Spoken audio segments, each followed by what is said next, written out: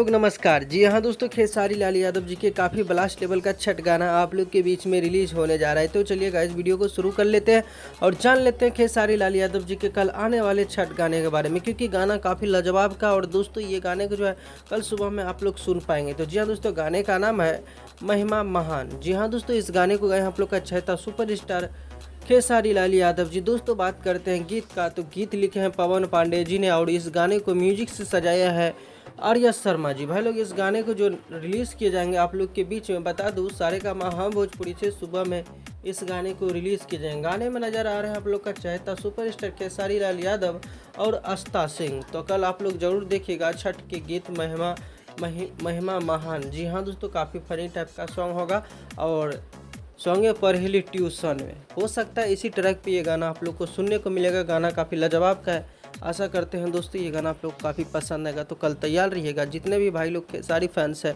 सभी तैयार हो जाइए। जैसे कि खेसारी लाल यादव जी का वो वाले गाने का प्यार दिया था, उसी तरह से इस गाने को भी प्यार दीजिएगा। मिलते हैं फिर से एक नए वीडियो के साथ नए अंदाज में। तब तक के लिए bye bye, take care, love you all. देखते रहिएगा भोजपुरी चिप यूट्यूब चैनल। धन्यवाद।